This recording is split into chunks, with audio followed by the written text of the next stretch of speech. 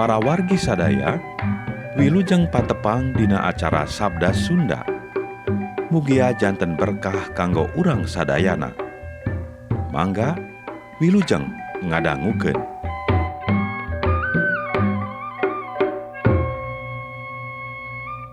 Injil Yesus Kristus numutkeun Santo Lukas. Yesus ngempelkeun murid-murid anu 12 tea. Seuk maranehna dipaparin kawasa jeung wewenang pikeun ngusir roh-roh jahat jeung nyagerkeun rupa-rupa panyakit.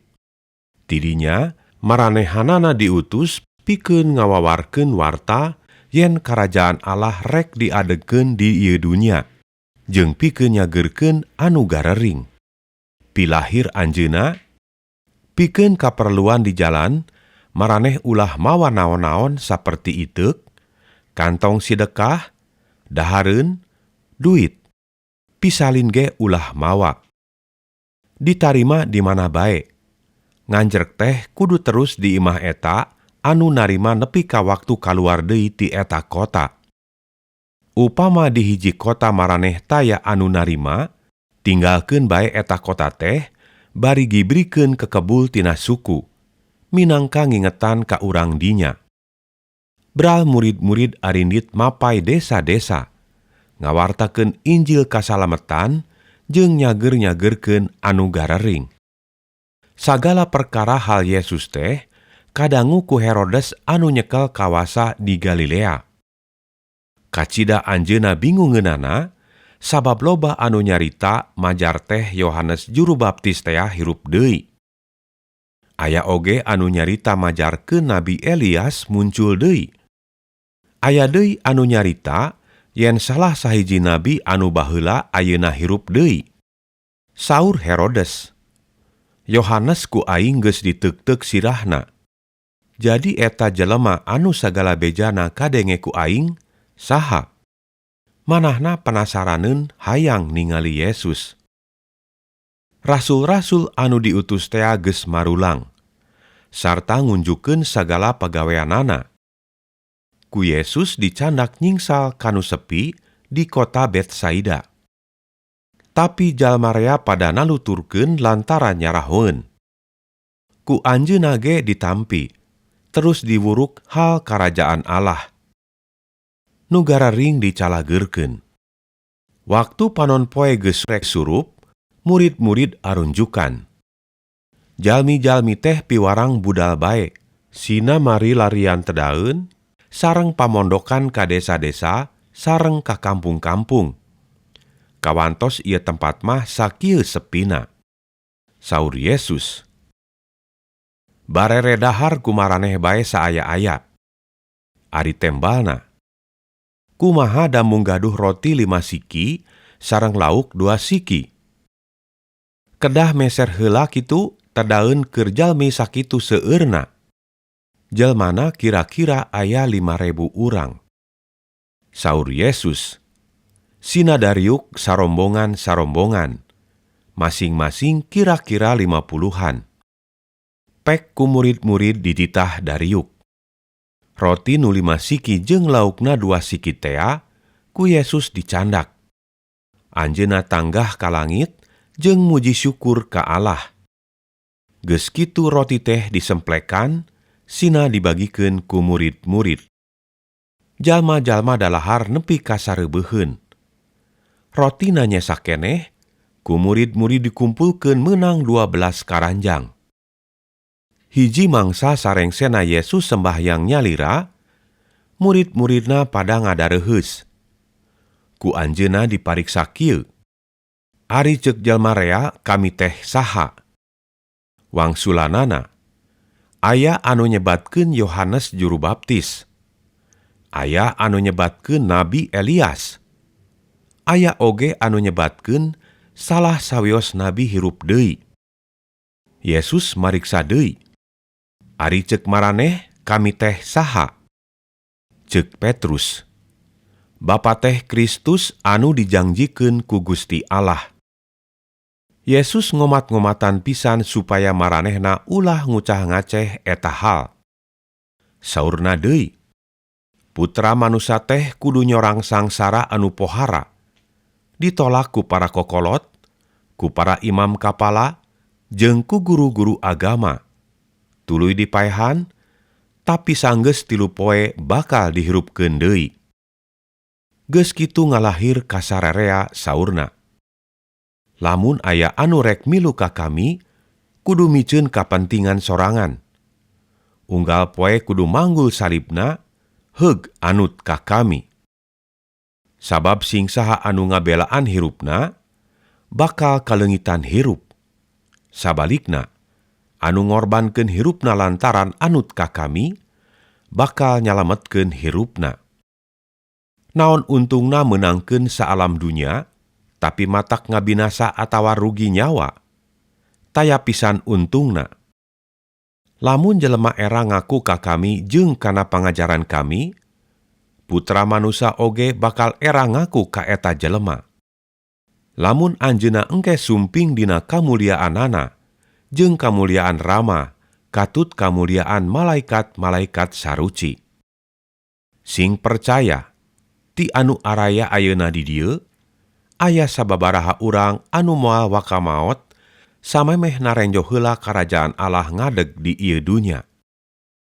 Kira-kira saminggu ti sanggeus nyaurkeun kitu, Yesus unggah ka hiji gunung sejak neneda. Petrus, Yohanes jeung Yakobus dicandak.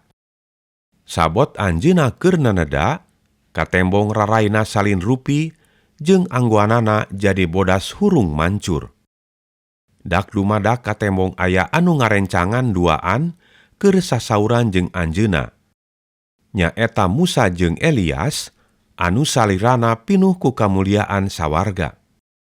Anu disalaurkeunana nyaeta yen Yesus teh bakal nekanan kapastian ti Allah.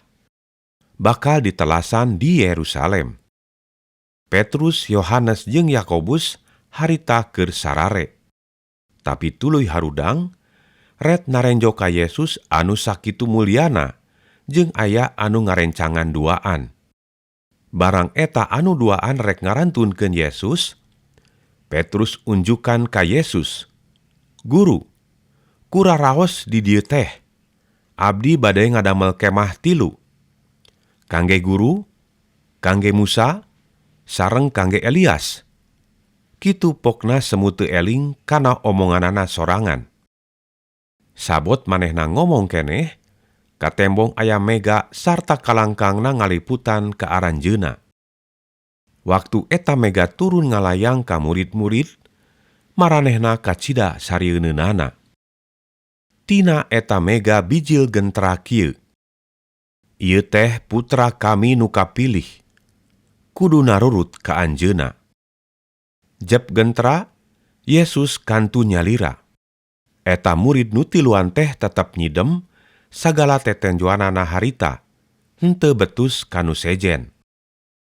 Poe isukna waktu Yesus selungsur ti gunung jeung 3 muridna, dipapag ku jalma loba. Nusa urang ngagero ka anjeunna tarik pisan. "Pa Guru, mugi pangningalikeun pun anak anu mung hiji-hijina. Sok diserang ku roh jahat anu nyurup. Dugi kasok ujug-ujug jejeritan lajeng sawan. Awakna heuras, sungutna ngabudah. Teras-terasan bae eta roh jahat nyiksana ka pun anak teh. Meh-mehan pun anak tiwas. Parantos nyuhunkeun tulung ka murid-murid Pa Guru, supados roh jahatna dikaluarkeun. Nanging henteu tariasaeun." Yesus ngalahir. Ari maraneh ku areuweuh kapercayaan jeung saralah.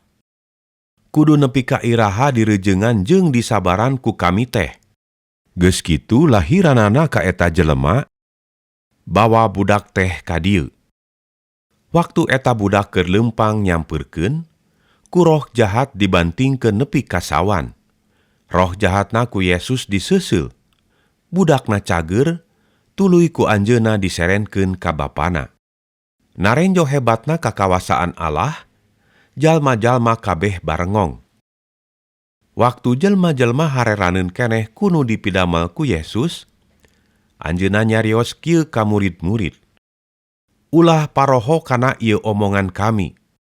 Putra manusia teh geus tereh diselehkeun kana kakawasaan jelema. Pilahirna ku murid-murid henteu kahalartieun.